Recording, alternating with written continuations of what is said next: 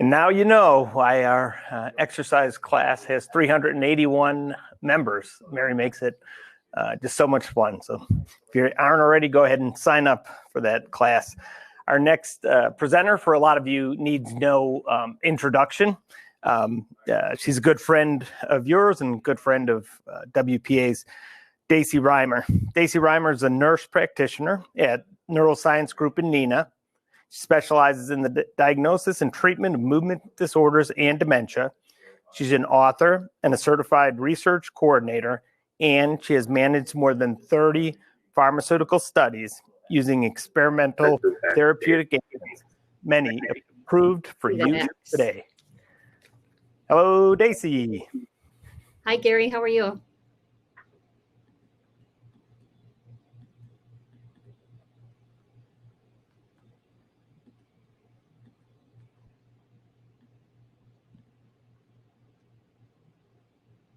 Okay, are we on?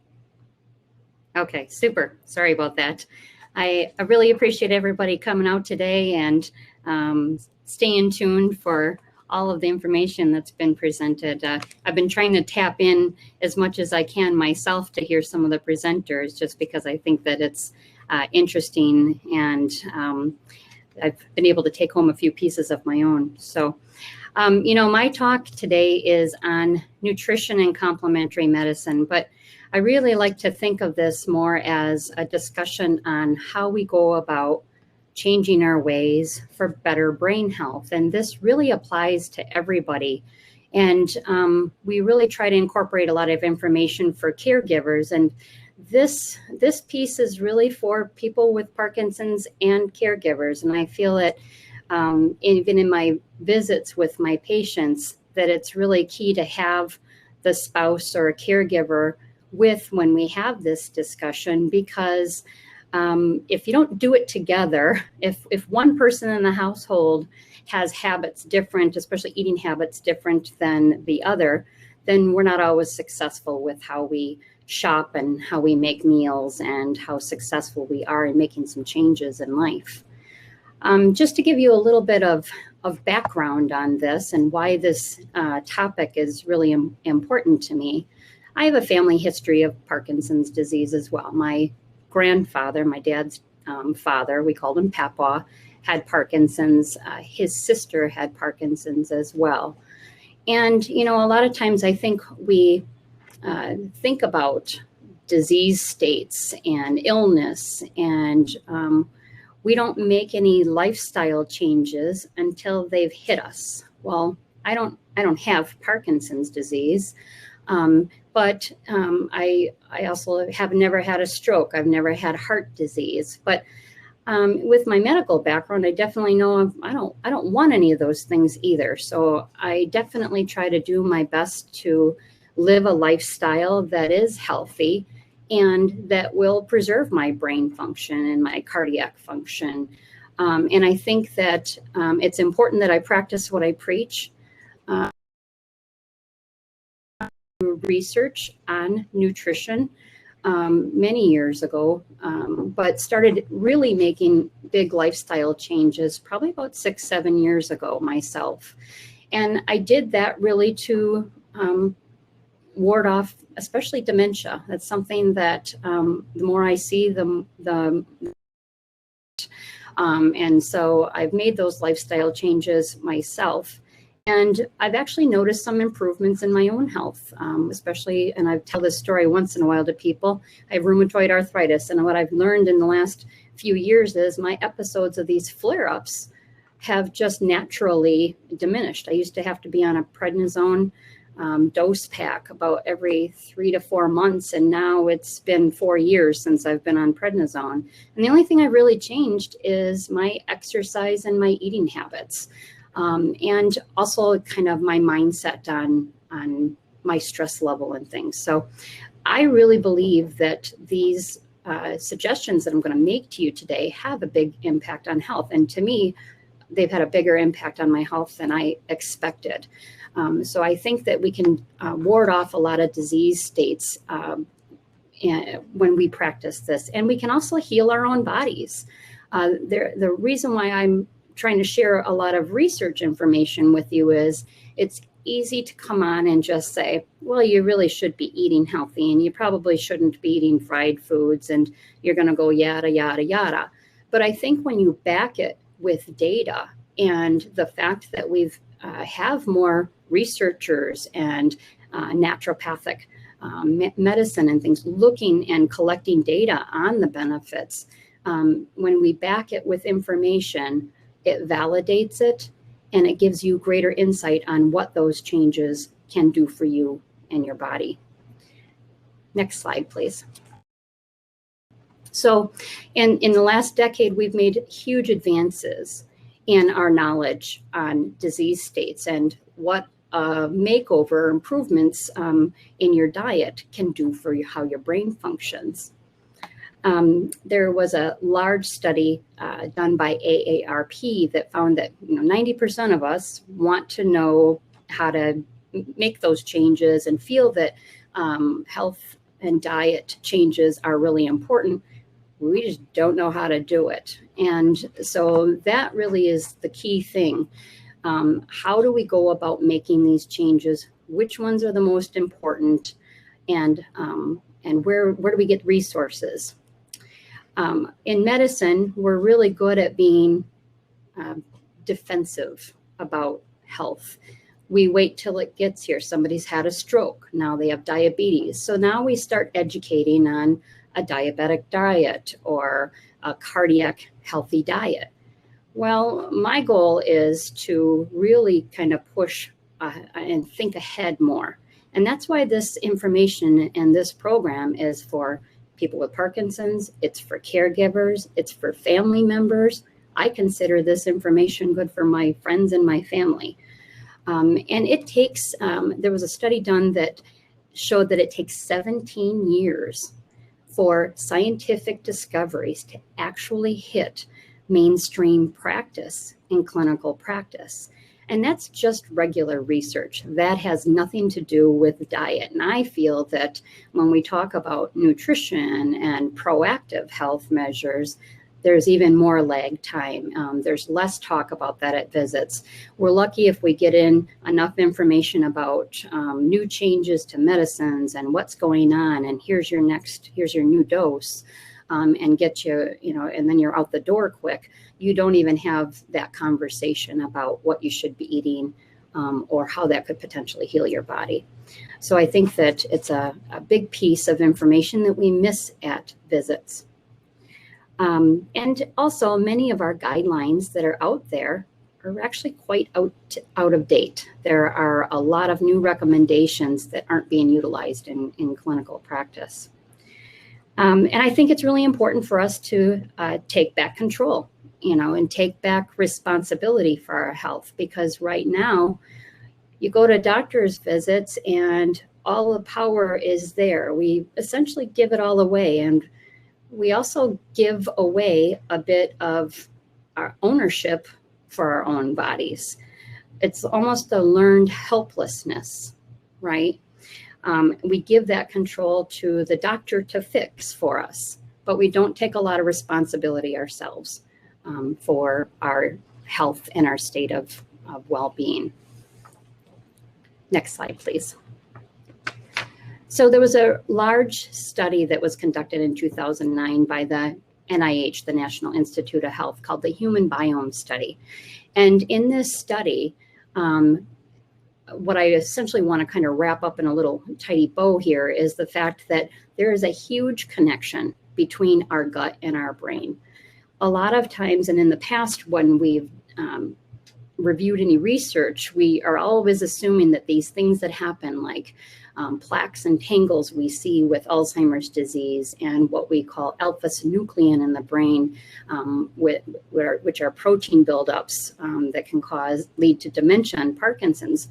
We think they started there because that's where we're looking. Well, what we found with this human biome study is that that there are trillions, 100 trillion microbes in the gut, and that they strongly influence our brain. They travel up the vagus nerve, and it increases inflammation in the brain, when we don't have good gut health. So our goal really is to make sure that when we're thinking about our environment, and you might think, well, my environment, I really don't smoke, right? I don't want to put that in my body. You know, looking at chemicals or different exposures. Well, food is part of your environment. And so what you put in is a very big part of your environment. So what you put in your body matters a lot. And so 70 to 80% of your immune system is actually in your gut. So your diet optimizes that microbiome. So some of the things we're going to talk about today are prebiotics, probiotics, and you might not have ever heard of any of these. What the healthy fats are, talking some about gluten-free and why that would be important, as well as antioxidants. Next slide, please. And I'm not going to spend a lot of time on certain slides only because we've got I want more meat and potatoes and what you can do to make change, but I've got to give you a little bit of the science behind it. So this slide basically shows the effects of inflammation on the body. And what we know is that even more recent research shows that people who have diabetes and constant sugar spikes are more apt to have Alzheimer's disease. Those sugar spikes make a lot of difference in inflammation in the brain. And so that increased inflammation in the body is what leads to dementia, autoimmune disorders, cancer, depression, and many respiratory disorders. Next slide, please. So there's this neat project called the Blue Zones, and I'm not going to get into great detail in this, but for those of you, I don't know where everybody's coming from, but we actually have in Dodge County a city that is working as a Blue Zone project. And what this is that there are certain areas that we know in the world have a lot of centurions or longevity. And this whole research was investigating, well, why is that? What are they doing differently than we're not doing here? And the key to that, and these are kind of the major blue zone areas, the Okinawa, Japan, and Sardinia, Italy. And the main issue or things that they found common in those areas are the Mediterranean diet. They found that they're set up to where their communities, there's a lot of activities and accessibility to family and friends, and that there are certain criteria that these people have in these cities that help to increase their longevity. Next slide, please. So we all know that term, you are what you eat. Well, it's actually pretty true. So what we eat is one of the most important decisions that we make in a day. And it really does regulate disease states, and that health of the microbiome determines whether you're fanning that flame of inflammation or if you're squelching it. So we're going to get into a little bit more of what the Mediterranean diet and how we can go about decreasing the inflammation in our body to ward off disease states. Next slide, please. This is a little bit more research, again, in case you need more proof in the pudding on why you should do it. So there are a number of studies that show this. Finger trial in particular was the world's first ongoing large-scale long-term trial on these lifestyle changes and cognitive function.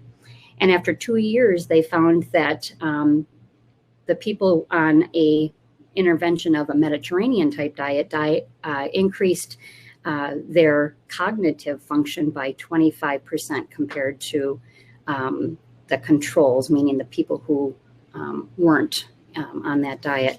And then what's called executive function increased by 83%. Your executive function is a lot of times what we see as a deficit with Parkinson's disease. It helps us with sequencing. So you might think it's really easy to walk in a room and sit in a chair properly.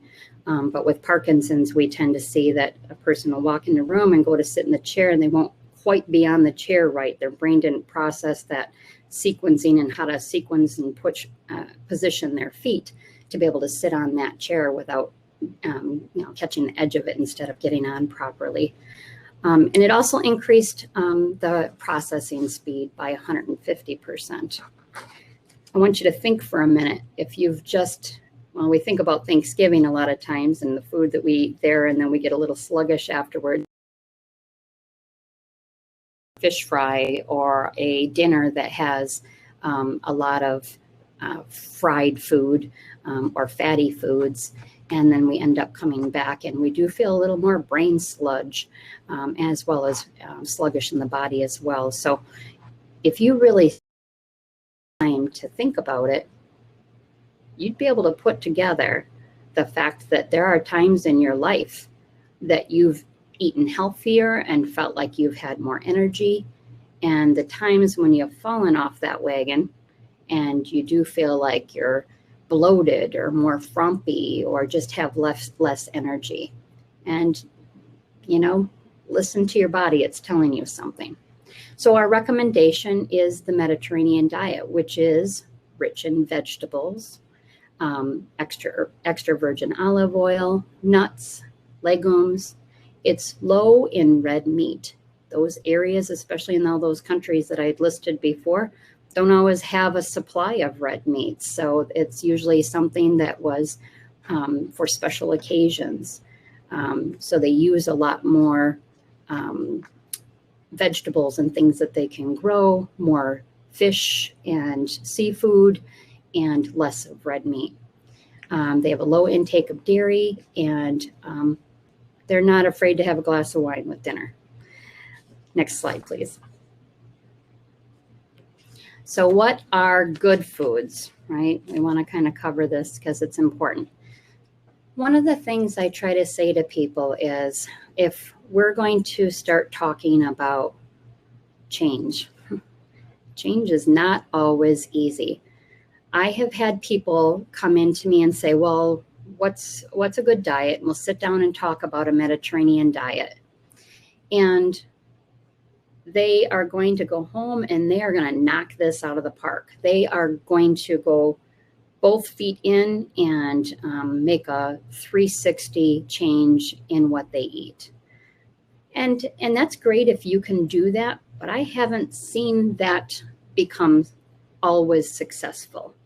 So my goal today is to tell you which foods are good, which ones are not, and give you the capability of starting to make some moves on the chessboard to introduce the good foods in and remove some of the bad. It doesn't always happen all at once. Now, you might be one of those people that need it to happen all at once, and that's good for you, but that's not everybody.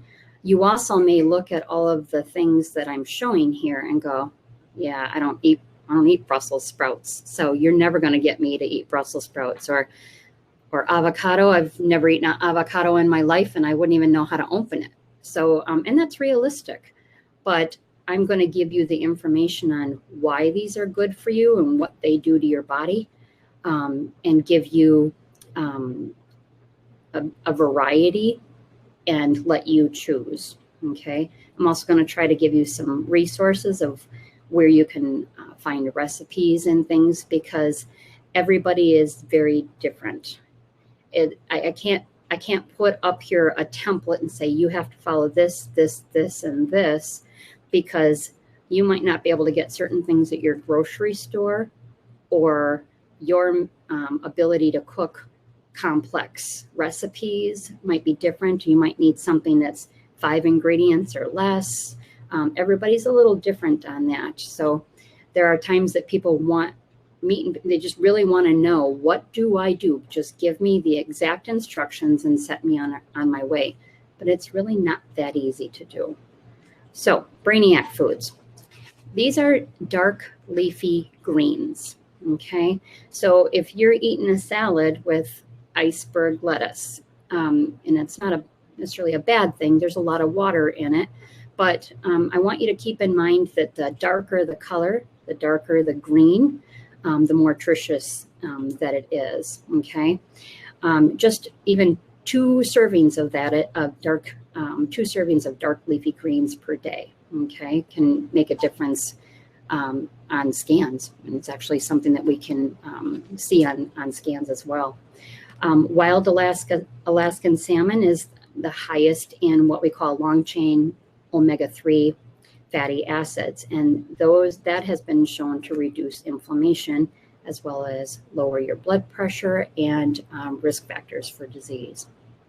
Here's the avocados, people. So avocados, if you haven't eaten them, might be a little bit new to you. I always make sure that I have a whole avocado in a day. So it just depends. It might not be all in one sitting.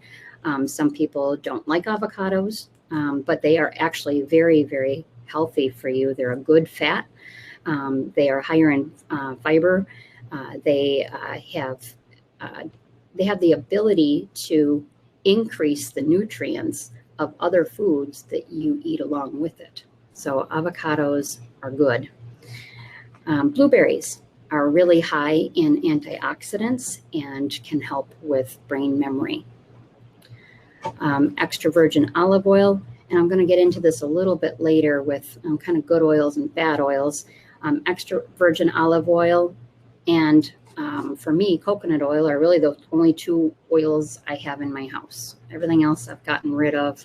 I use extra virgin olive oil when I'm cooking for like savory foods, and I'll use coconut oil when I'm baking, or it's, you kind of want that sweeter taste. Next slide, please. Some more Brainiac Foods. The egg debate. So eggs, we've all heard for years back and forth on whether or not eggs are good for us. But when we're talking about the brain, we do like eggs, and they increase what's called acetylcholine, which is our learning neurotransmitter. So go ahead and eat your eggs. And in the morning, I tend to do eggs with avocados. I put a lot of, I kind of make mine Mediterranean. I'll do some fresh dill. I do eggs. I put the avocado. I do some cucumbers, some tomato, and then some crumbled feta cheese. And that's kind of my breakfast in the morning. So that's where I kind of add in some avocado. And you might not think of avocado and eggs great with each other, but they're really good. Grass-fed beef. So if you're gonna, and when we mentioned before about beef and cutting it down, you really only want it a few times a month. It'd be preferred to be grass-fed. You're eating what the animal ate. Okay, so grass-fed beef has, if the grain-fed beef, grains tend to increase inflammation. So the grass-fed beef is less likely to cause inflammation in the body as well, and has less omega-6. We don't want high omega-6, okay? Cruciferous vegetables. These are always, cruciferous is so fun to say. But this is your broccoli, your Brussels sprouts, cabbage, kale, bok choy, arugula, radishes. And these are very, very good for you. So if I kind of stress to people about vegetables, I really push the cruciferous vegetables. Again, if you don't like Brussels sprouts, but you do like broccoli, great. You'd also have to take into consideration other health issues. Some people can't eat vegetables that increase like their hiatal hernia problems and things like that and cause more gas. So clearly take that into consideration, and that's why I definitely do one-on-one counseling with my patients. I look at their health history, I look at the other problems that they're having, and then you can make better decisions on what foods to eat. Next slide, please. So guess what? Dark chocolate's okay, and you just can't eat too much of it. I had a Zoom appointment yesterday, and one of the spouses said, well, with COVID, I haven't been eating as good. And they actually were one of my patients, and we've been talking a lot about changing a couple of labs that we've been watching, and I'll go over that a little bit later, and changing their diet. And they had been doing really good until COVID hit. And then they feel like they're a little bit more depressed, and they've been kind of seeking out more comfort foods.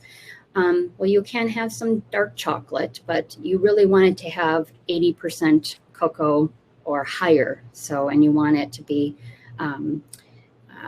not processed with alkali, so Dutch chocolate processing. And yeah, that's not the creamy, cocoa or chocolate that you might be used to, but that's actually the healthier one to eat. So nuts are healthy. They're very rich in antioxidants. Pistachios are one of the healthiest nuts that you can eat, as well as almonds. So just watch that you are not getting that you only want fresh or dry roasted. Okay, you don't want them cooked in oils and at high heat. So my last tip down there is a shopper's tip, to consider that you want to shop the perimeter of the store. Okay, think about it once. The middle aisles tend to be more of your canned or processed foods, right? Around the perimeter, you've got your vegetable department, your produce department, your fruits. All of that is fresh. Obviously, if it's farmer's market season, go out and get really fresh. Now, if you're at a store that isn't always the freshest, that might not be the best option then. You do want it to be that you're getting fresh produce, otherwise that food does degrade. Frozen's not bad. They actually flash freeze pretty quickly, so most of the nutrients are maintained, but fresh is better, of course. Otherwise, the more processed foods tend to be in the middle of the store, and the more refined or more processed, the more trouble our bodies have in digesting it. And also it increases the inflammation in the body. So keeping it as natural as possible. Next slide, please. So I mentioned to you at the beginning about prebiotics. And prebiotics really act as a dietary fiber, and it's a fertilizer for the good bacteria in your gut. So you might not use all of these things. And like I said, you can kind of pick and choose what you like, or try something new.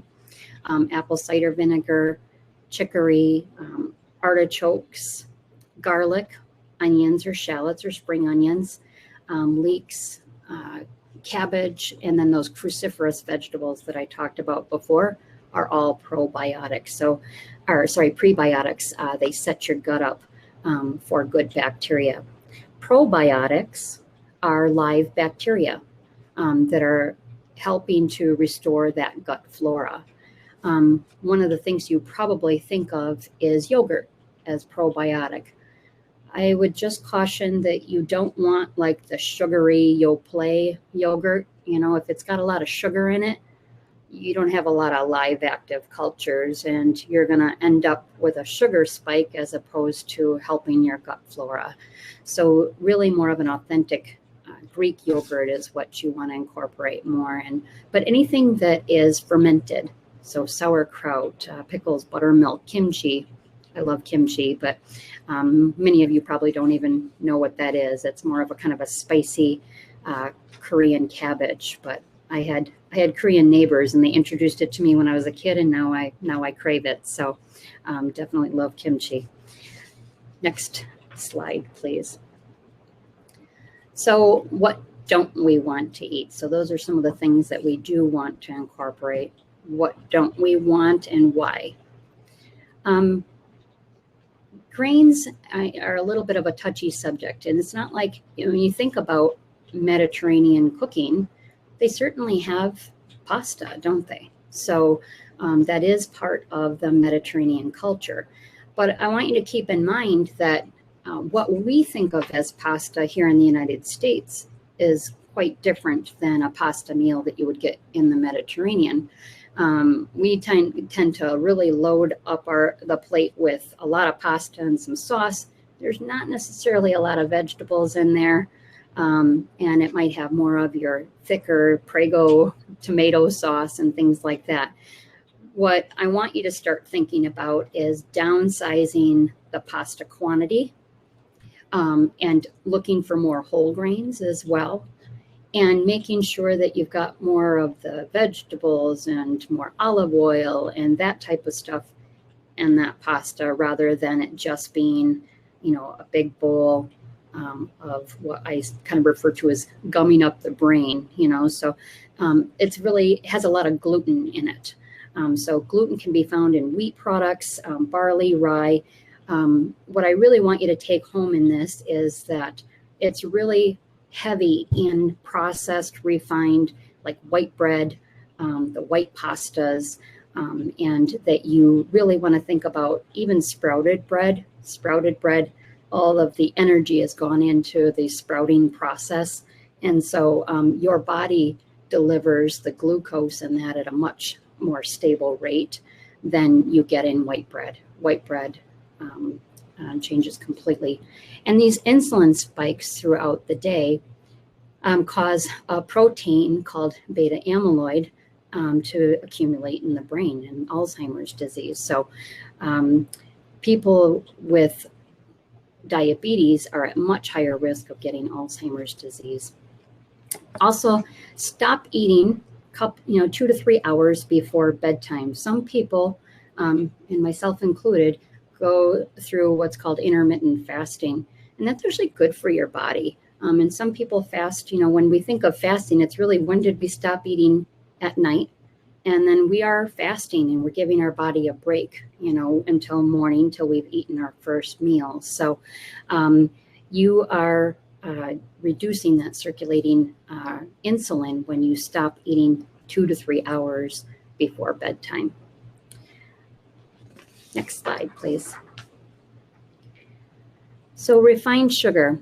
And sometimes I kind of, when I have my patient visits, this is actually where I start.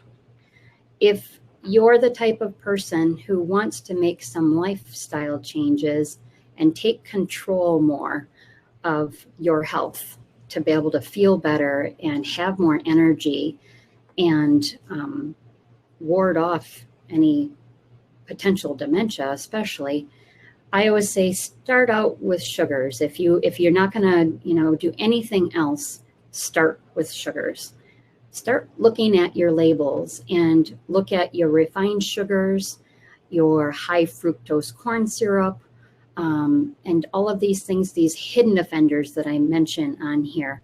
And I know my slides have quite a bit of information on them, and that's not typical when you do PowerPoints, but I also know that you guys are probably trying to write all this down. So I'm trying to make it to where when the WPA is able to send this to you, a lot of information is already written down. I believe that you're going to be able to download my slides too, because it's hard to retain all of this information and know exactly all of these hidden offenders and be able to watch for them on labels. But so they are on here, and you want to just start looking at those types of sugars, and some of them sound healthy and other ones you can't even pronounce. But you want to try to clean up those refined sugars and have sources that don't spike, because that will increase your risk for dementia. So I always say first thing to do is start looking in your refrigerator, start looking in your pantry, and learn about labels. I had recently, I was driving with my husband, and he was back at the gym and eating healthy, and he went to the gas station. We got gas. He came back out, brought me a water, and he had this drink that he put in the in-between. And he says, "Oh, this says that it's healthy." And I'm like, "Oh, neat." You know, I'm always reading labels. So, you know me, I pick up and I read the label on it. It had more sugar in it than a Mountain Dew, and it was labeled healthy. So I don't ever trust labels. I read what's in it, and it's good for you to get familiar with ingredients and sugars and carbohydrates and things like that, so that you can read the labels and make sure that what it's toted for is the real deal. Next slide, please. So oils Like I said, I kind of narrow it down. I like to just, you can get pretty confusing with a lot of the oils. In my house, I literally have the extra virgin olive oil for that savory cooking, and I use the coconut oil. You can also use avocado oil, which is a good oil as well. But I use coconut oil and the extra virgin olive oil. If you need to use butter, and sometimes there's a need to use butter, it's better to use grass-fed butter. That tends to be touted as more of an Irish butter. And even if you look at it, it's a richer, darker looking butter. And that's a grass-fed butter. So when you are cooking with oils that are processed oils, and especially when you're cooking at high heat, you're increasing oxidation at that time and what we call free radicals. The free radicals don't sound good, and that's because they're really not. They're really detrimental to the brain. They cause more inflammation that leads to Alzheimer's disease, Lewy body dementia, MS, and Parkinson. So you really want to avoid those processed oils, and especially avoid them at a high heat, okay? Because that high heat denatures them and makes them worse. So you really want to use your oils at a lower to medium heat. Next slide, please. So before I get to the water, I just wanted to mention, so a lot of times people say to me, well, and I'm going to give you at the very end of this part some resources that you can read more about foods and their effect on the brain, as well as some resources for cookbooks and that type of thing. What I also wanted to mention, and some of my patients have actually brought this to my attention, is that getting started on this can sometimes be difficult. And so I think you really need to pick up cookbooks, and you need to shop around. So you need to hit your bookstore or, look online, but kind of get to know what the book looks like. For me, I like pictures, so I want to know what this food's going to look like. And if it looks appetizing, maybe I'll make it. But if it doesn't look that appetizing, I'm probably not even going to read on. I'm just busy. I've got better things to do. So I kind of like the books with the pictures of what the meal looks like. So I know what, if I put it on the plate and it didn't look anything close to that, I probably goofed it up. So I really like cookbooks, but I think that you need to take a look at them first, see how long the recipes are, how complex the ingredients are, and how much time it takes to prep it. If there's too much prep time, or it doesn't seem realistic that you'll get it on the table in time, then it might not be for you. Right now, I think during COVID is probably a good time to be doing this. And I say that because, well, you have more time to focus, and sometimes we need to try to figure out a focus on something good, because a lot of people during this time, a lot of my patients have kind of slipped into more depression. They haven't been able to get out and exercise as much. When you're focusing on your diet and improving it and good health, you're involved in making yourself better. You're not waiting for your doctor to give another pill that's supposed to make you better. You're helping to improve your own health. You're taking an active role in it, and you're doing it hopefully with your spouse or your caregiver. That's work every day towards positive. And I think that we all need that. I think that we all need to be involved, and we have to make a concerted effort to be a participant in that, and not just sit back and receive medicine. And I'm getting more and more people who want to be more healthy naturally. And, but I do have people who come in and they bring in a bag full of supplements. And these supplements are meant to make them better or be more natural ways of treating their memory or Parkinson's disease, or it'll give them a little bit better clarity or whatever the deal might be. And I guess my take home is, if we're really doing it natural, is taking a pill supplement any better than taking a pill for your Parkinson's disease? You're still not an active participant, and it's still not the body's natural way of healing itself. We're not supposed to get those nutrients in a pill form necessarily. We're supposed to get it from our food. Our body naturally repairs itself and has that capability with vitamins and nutrients. So I really strongly urge you to make sure that the goal is to do it naturally with food and not so much with pills and supplements.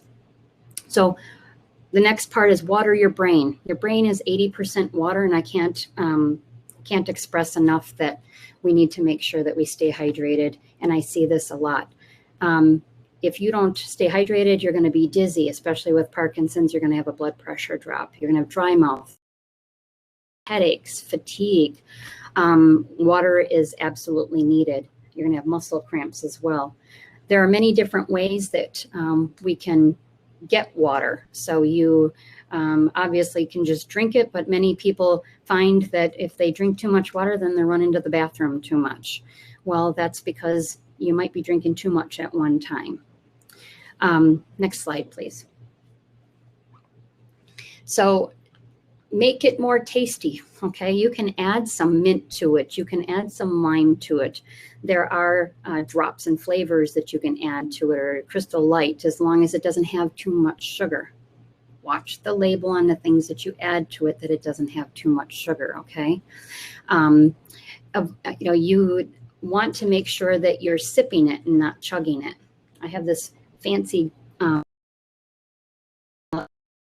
lights up every 30 minutes to remind you to drink. So this little button kind of, when you turn it on, it'll light up every 30 minutes to remind you that, hey, you haven't drank recently. Just know that your body only absorbs about a Dixie cup of water every 30 minutes. So you go, I'm going to just, Dacy told me to drink more water, and I'm going to sit down and drink this whole thing. Well, you're going to absorb about a Dixie cup, and then you're going to have to find a bathroom, and the rest is just going to make your bladder go burp, and you're not going to be happy, and especially if you're out in public. So most people say, well, I'm not going to drink a lot of water because I'm going to have to go to the bathroom all the time. So sipping on water all day will help to alleviate that and actually allow your body to have the time to hydrate. So keep that in mind. Next slide, please. So keep it nutritious and choose real food over supplements, okay? You want a high fiber diet. You want a diet that's high in antioxidants, because those antioxidants repair those free radicals, and those free radicals we don't want.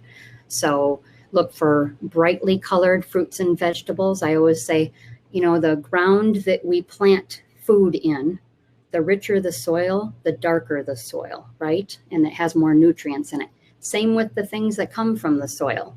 So the darker the color, the richer in nutrients. So you want to make sure that you're drinking or eating from a rainbow, that you're eating things that are rich in color.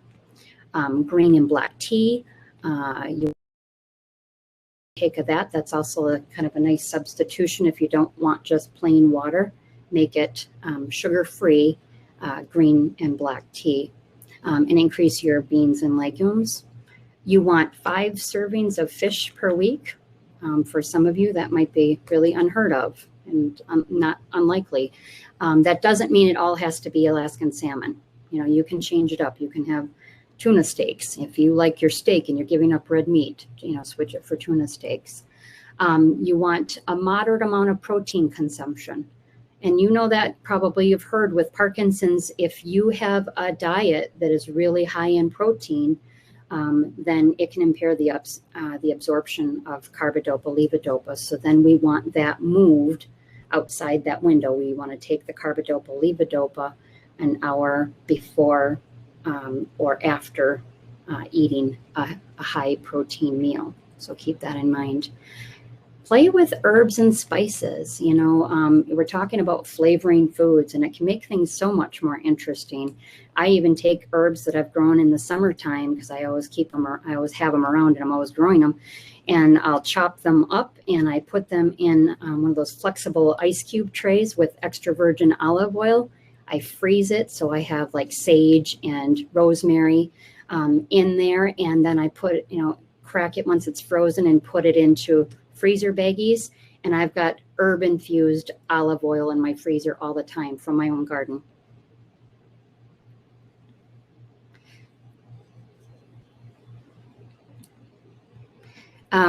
Next slide, please. Hey, Dacy, this is Jeremy. I'm going to jump in. We're about 10 minutes to the hour here, and I want to have a few questions that have been asked. The good news, I'll tell people, your last couple slides were on meditation, and we put those slides on our website so they can find those, and we'll go through some of the resources you put on there. So first of all, thank you. Some of the questions that have come in, one was, you talked a lot about fruits and vegetables. Do they have to be organic, or can I eat other fruits and vegetables? Am I going to get the same benefits? Well, obviously organic is better because you have less pesticides and things. If you can't get organic, you just want to make sure that you take them home and clean them, and especially like your fruits. You know, they shine up those apples with wax. They, you know, you'd be surprised what's all on them. So you just want to make sure that you take them home, and that's where you can also use the apple cider vinegar to help take any coating or bacteria and things off your blueberries, and that if you want them, they definitely last longer as well. So if you can get organic and that's something that's available to you, obviously, and part of it can be price. You know, organic can be more costly and maybe not in people's budgets as well, but definitely when we're talking about less exposures and chemicals and things like that, organic is better. Okay. One of the other questions that was asked was, how do I get calories into somebody who's maybe underweight, but has trouble eating and is having some issues and maybe later stages of Parkinson's disease? And that really is something that should be taken up in a visit, you know, with your provider or even with a dietitian and looked at, because there can be other medical complications, especially GI type absorption issues and things that would need to be discussed. And, you know, our goal there isn't just to load people full of, you know, fats and lipids to fatten them up. It really is about healthy foods, again, because they're not going to function as well and have as good of cognitive function if that's not looked at closely. So I really tend to say that's more individualized and not something that I would generalize on. Okay. And then the last question I'm going to ask, because it's come up twice today, how do artificial sweeteners, such as like sweeteners in a Diet Coke, how does that affect Parkinson's and mood based on your experience? Yeah, well, again, you know, we're always trying to avoid things that are a bit more synthetic, you know, I mean, and go as natural as possible. I'm a beekeeper, so I like honey, but it has some good antibacterial components too. So, and there's tons of research out there that shows that a lot of the sweeteners that are in like the diet sodas and things are actually much more worse for our body than some of the more typical sweeteners. So I tend to tell people to avoid them. Well, thank you. There's other questions that have been asked. We will get to those at some other time, just in the sake of time right now. It's 5 minutes to noon Central Time for those who are in different time zones. First of all, give Dacy a round of applause. Thank you very much. If you listen, Dacy, you can hear it. There's a lot of people in your backyard that are watching based on our feedback. We are going to take a short break. We will come back. Let's make a deal. We'll come back at 12:05. That'll give everybody about 10 minutes to visit with the vendors, really say thank you to them, ask any questions you have of the vendors that are out there. Come back promptly at 12:05. We will jump into the last presentation of our 3-day symposium. Thank you all for hanging in there, and we'll see you again in about 10 minutes.